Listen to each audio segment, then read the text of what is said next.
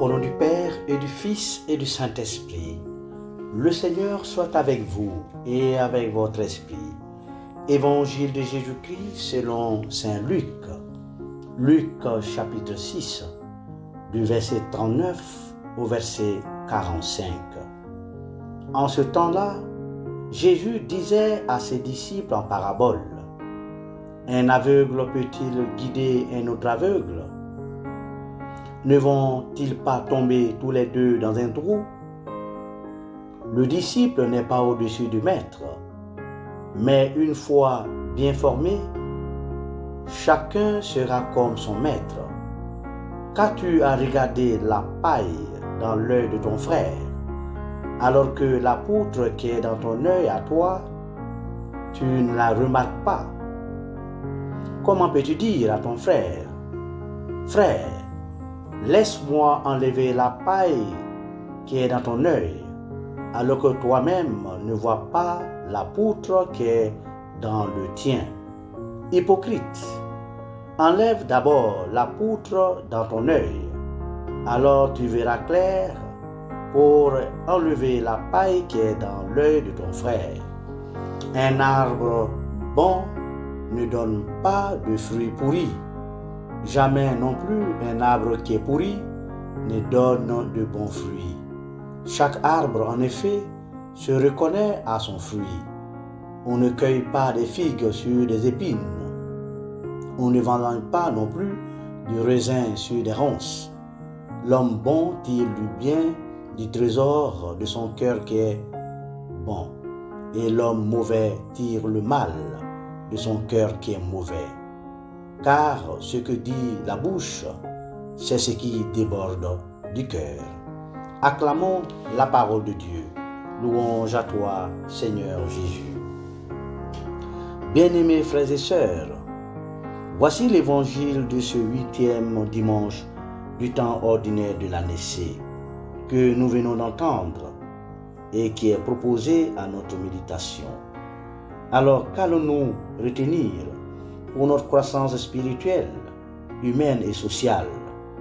Eh bien, à scruter cette page de l'Évangile, un seul message pourrait orienter notre méditation. Seul Dieu est le guide de notre existence. Seul le Christ possède la pleine lumière. Il est la lumière, pouvant éclairer nos pas pour que nous puissions franchir ou traverser les zones les plus obscures de notre vie. En effet, à la question de Jésus à ses disciples, un aveugle peut-il guider un autre aveugle? Ne vont-ils pas tomber tous les deux dans un trou?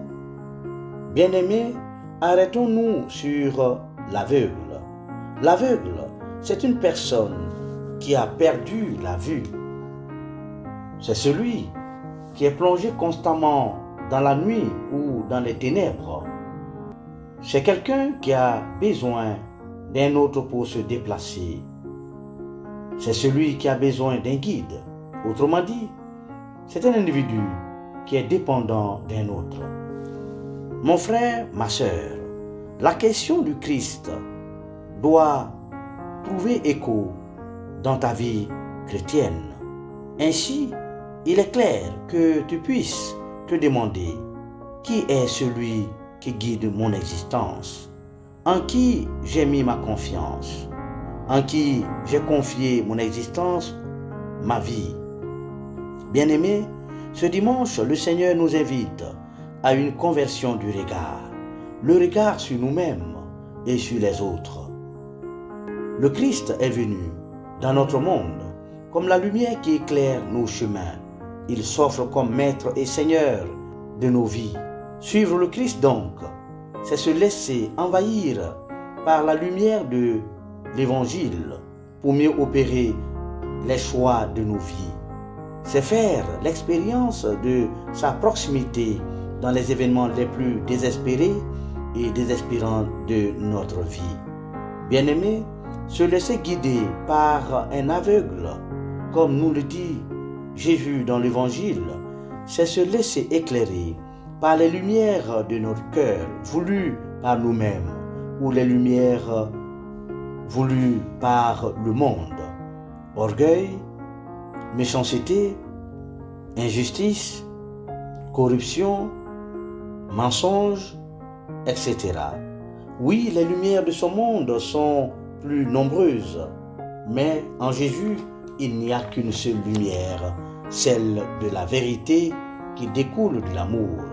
Eh bien, guidés par la vérité, nous pourrons avoir un autre regard plus juste sur nous-mêmes et sur les autres, car il est plus facile de voir le mal chez l'autre, notre frère ou notre sœur, que sur soi-même.